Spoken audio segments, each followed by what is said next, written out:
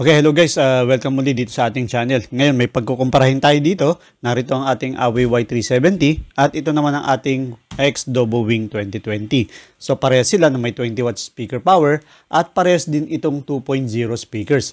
Yung kanilang Bluetooth range naman is itong Y370 is umaabot hanggang 12 meters at hanggang 20 meters naman itong Wing 2020. At dito naman sa ating Y370, medyo malaki talaga yung kanyang itsura at bilog. At tumitimbang ito ng halos 1 kilo, 1,007 grams to be exact. Habang dito naman sa Wing 2020 is wala pa itong kalahating kilo. Meron lang itong 470 grams. Pagdating naman sa battery, dito sa Y370, meron tayong 3,600 mAh at medyo mataas naman itong ating Wing 2020 dahil meron itong 5,200 mAh. So parehas din sila na may input power na 5 volts at USB-C. At halos parehas din yung kanilang advertised playtime at umaabot ito hanggang 8 hours. Okay, yung materials nito, no, ABS plastic yung ginamit niya at may pagka-rubber finish yung kanyang body. Sa ating Y370, removable din naman itong kanyang fabric cloth. So, grill din ito na pwedeng matanggal. Habang dito naman sa X-Dobo is metal grill ang ginamit. So, pares sila na may waterproof rating pero dito sa ating Y370 is IPX6 at dito naman sa X-Dobo is IPX7. Pares din naman to na pwedeng gamitin indoor and outdoor. Kung babasahin natin itong IPX6 tsaka IPX7, so halos pares sila na pwede ilubog ng hanggang 30 minutes. Pero I don't recommend na gawin nyo yan dahil pwede pa rin talagang pasukin ito sa loob ng tubig at pwede ikasira ng mga components. At meron din naman din tayong hawakan dito. So meron tayong rubber na lanyard habang X-Dobo naman is metal na lanyard na pwede mong lagyan ng carabiner or lace. At meron pang dalawang available na variants dito sa Y370. So aside dito sa camouflage, meron din itong black tsaka red. At habang dito naman sa X-Dobo Wing 2020, dalawa lang variants ito, itong black at red. Siyempre, hindi mawawala yung branding natin dito. Ito, makikita natin sa passive radiator, yung branding nitong Huawei, magkabilaan yan. Or sabihin natin ibabaw at ilalim. At dito naman sa X-Dobo, ito, nasa pinakaharap. Ito sa kanyang metal grill. At dito nakakalamang yung itong ating Y370 dahil kompleto ito ng mga ports. Meron 3.5mm port, SD card, USB, at meron pang FM radio. Dito naman sa ating FM radio, para ma-switch mo yan, ito ang kailangan mong pindutin, itong TWS na button for 2 seconds. Ito yung mode niya para makapagpalit dito sa mga input source na ito. At dito naman sa ating Wing 2020, tatlo lang ang input source natin dito, Bluetooth, SD card, at meron din tayong 3.5mm audio ports. Well, para sa akin kasi mas importante itong 3.5mm audio port. At pwede mo kasi itong magamit sa TV, sa computer, at sa tablet or cellphone or laptop. Okay, this time mag-sound test tayo. Mas mainam na gamitin niyo yung paborito nyong headset para mapakinggan niyo yung ganda ng sound quality ng mga speakers na ito.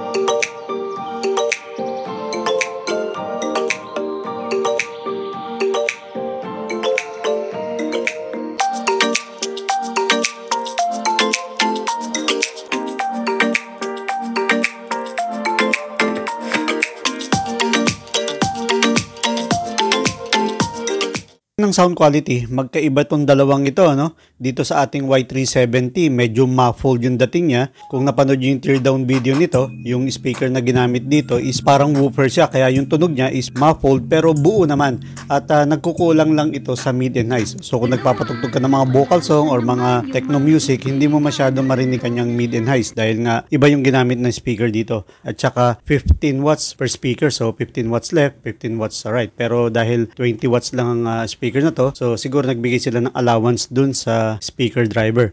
Unlike dito sa ating X-Dobo Wing 2020, full range yung ginamit kaya nangingibabaw naman yung kanyang mid and highs. Though may bass din naman ito kaya maganda rin naman siyang pakinggan. So mamili na lang kayo dito kung pagdating sa sound quality kung alin ba yung mas gusto nyo. Napakinggan nyo naman yung ating sound test. Okay, kung pag-uusapan natin yung battery nito, no, ito may laman ng 5,200 at dito naman is 3,600. At pares lang naman sila na may playtime na 8 hours. Dito, ang pag-charge natin is inaabot lang ng 3 oras. At ito naman yung hindi ko nagustuhan dito. Inaabot ito ng 8 oras para ma-full charge yung kanyang 3,600 mAh na battery. Pero iba pa rin yung dating ng may RGB lights at pwede mo pa mapahaba yung playtime nito kung isi-switch off mo ito. At ang isa pa sa kagandahan nito is meron itong FM radio at kaya nilang bumasa ng dalawa hanggang 128 GB. At mabuti na lang din, ang dalawang speaker nito ay supported ng 3.5mm auxiliary port. At yun nga, dahil wala tayong reset button dito sa Y370, pero meron din naman tong disconnect button, may disconnect function siya. So same din dito, meron tayong disconnect function dito sa Wing 2020 at meron din naman itong reset button.